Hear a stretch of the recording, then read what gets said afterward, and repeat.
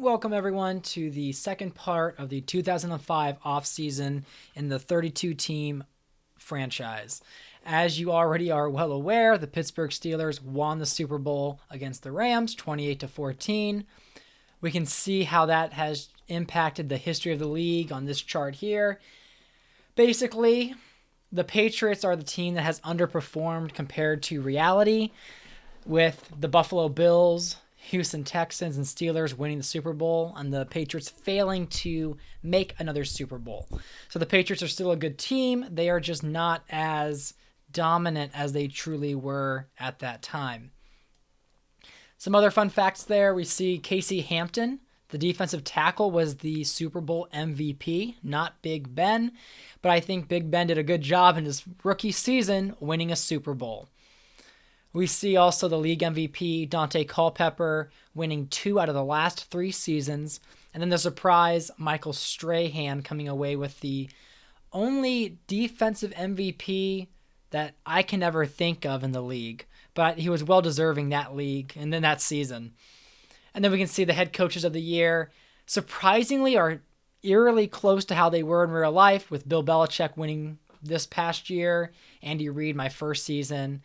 The one surprise there was Mike Holmgren and the Seahawks, who had a surprisingly strong year in 2004. But now we're going to begin the free agent portion of the offseason. And our first major free agent is Michael Vick. Now, Michael Vick on the Atlanta Falcons was a dynamic player, but frequently got injured and just had a hard time winning.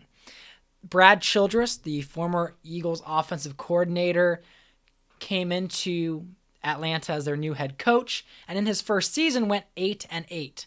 With Michael Vick, he only won, I think it was 4-6 with Michael Vick, and he was 4-2 without Michael Vick. And didn't feel that Michael Vick was worth the $30 to $40 million a year to resign him, and decided to let him go into free agency. As you can see, he is being pursued by the Denver Broncos, Arizona Cardinals, Jacksonville Jaguars, and the Oakland Raiders. 3 of the 4 need a new quarterback. Jeff Garcia leaving the Arizona Cardinals after having a fantastic year, but still ranking 4th in the NFC West. The Denver Broncos have Brian Griese, who is a solid quarterback, but he's more of like a Kirk Cousins, Jimmy Garoppolo, where the team doesn't lose because of him, but they don't win because of him either. They're more of the Clinton Portis-based team that they win and lose based off of what Clinton does. But Michael Vick would have been a spark to that team and the only real quarterback upgrade for Denver. So with that in mind, we see that Michael Vick has chosen to go to the Arizona Cardinals with Romeo Crennel, the former defensive coordinator for the New England Patriots. We'll now move over to running back. Eddie George from the Tennessee Titans has decided to move on from Tennessee. 2 main options there are the Cincinnati Bengals and the San Francisco 49ers. And his choice is to go to the Cincinnati Bengals, where Rudy Johnson is now leaving to go to a different team. The Bengals have had a solid QB play with Carson Palmer and receiver play with TJ Houshmandzadeh. We look at Chad Johnson, but now they have a solid running back to help them in the very competitive AFC North that had 3 teams with 10-plus wins. Next, the biggest prize in free agency, maybe beyond Michael Vick, was Tyrell Owens, being pursued by numerous teams, right? That is 7 teams going after the number 1 wide receiver in the league between Tyrell Owens and Randy Moss. That former 49er has decided to go to the New York Giants. I think this is a tremendous boost to this team. Matt Schaub did very well in his rookie year. The Giants tend to be a defensive team. Their defense wins them their games. But now with Tyrell Owens, I can't imagine how much more difficult they're going to be to stop coming up this next season. Next, we have Jeff Garcia signing with the Washington Redskins. This was an interesting choice for him because, again, he was the number 1 quarterback in pass yards. He was dynamic for the Arizona Cardinals with Andre Johnson, David Boston. but did not want to return to the team and therefore ended up being picked up by probably a more difficult division when you look at the Philadelphia Eagles and the New York Giants. Next, Keyshawn Johnson decides to join Rich Gannon in Chicago for what could be Rich Gannon's last season and could be Keyshawn Johnson's last season. The Bears were the number 1 team in the NFC North.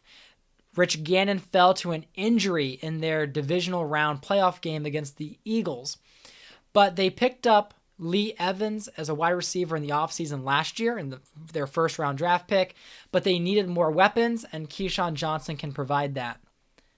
And then the last main free agent here, reported by Schefter, is quarterback A.J. Feely going to the Atlanta Falcons to be with Brad Childress, who was the offensive coordinator for the Philadelphia Eagles. I feel this was a unique pairing since Michael Vick is leaving them, that adding J.J. Feely is a very common NFL move, kind of like that Matt Flynn, that backup quarterback that did fairly well, gets the chance to start. And there are a few more here. So Marquise Tuiasosopo, the Raiders quarterback, signs with the Jaguars. I would have kept him in Oakland if he was still on contract, but he wanted so much money that I don't feel he earned it. And the Jaguars have a new coach with Kevin Gilbride from the Buffalo Bills.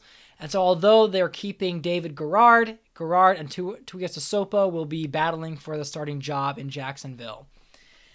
Wide receiver Muhsin Muhammad will be signing with the San Francisco 49ers, leaving the Carolina Panthers, kind of the Tyrell Owens replacement. He will not be as dynamic as T.O., but at least the 49ers are doing something to fill that void that Tyrell Owens gave them. Next, Michael Bennett leaves the Vikings to sign with the Tennessee Titans. Ignore that little typo there. And we can see that the Titans end up bringing in another running back that's going to help rookie Phillip Rivers move forward. And now this last portion is just an overview of the majority of free agents signed. Some bigger names out there, Rudy Johnson going to the Denver Broncos to back up Clinton Portis. We can see some fullback movement, Tony Richardson joining the Vikings. Wide receivers, Amani Toomer leaves the Giants, goes to the Bills, but then Tyrell Owens kind of replaces him there. Eric Moulds goes to the Carolina Panthers. Joe Jurevicius goes to the Cleveland Browns. Glenn moving to the Tampa Bay Buccaneers. And one of the bigger moves was Chris Chambers going to the Houston Texans. David Carr went to the Super Bowl, won it, but had weaker receivers. Chris Chambers will help them change that. Here on the other side, we can see Klein Saucer joining the Chiefs, Marcus Pollard going to Dallas, Frank Wycheck, who was a very solid tight end for the Titans, moving to Jacksonville. Jermaine Mayberry goes to the Giants to give Matt Schaub more protection. Leonard Davis is the bigger offensive tackle name that was signed by the Detroit Lions. The Lions, to support Joey Harrington and their running back Kevin Jones, they pick up Allen, that was left guard from the 49ers, via a trade during last season, and now they pick up Leonard Davis for the right tackle spot to really solidify that offensive line. We see Derek Burgess going to the Colts. We see Simeon Rice going to the Eagles. Aaron Schobel adding to that Pittsburgh defense. Going more to the linebackers and DBs, we can see Adam Archuleta going to the Falcons. A very Dallas Cowboy move to pick an old veteran, maybe past his prime, and John Lynch. Middle linebackers like Teddy Bruschi going to Tampa Bay. Donnie Edwards to the Jets. And then Nate Clements, probably the biggest name in the defensive backfield with the Chiefs. And then Aaron Glenn going to the Arizona Cardinals. So this is the wrap-up of the free agency period. And we will move on to the draft in our next video.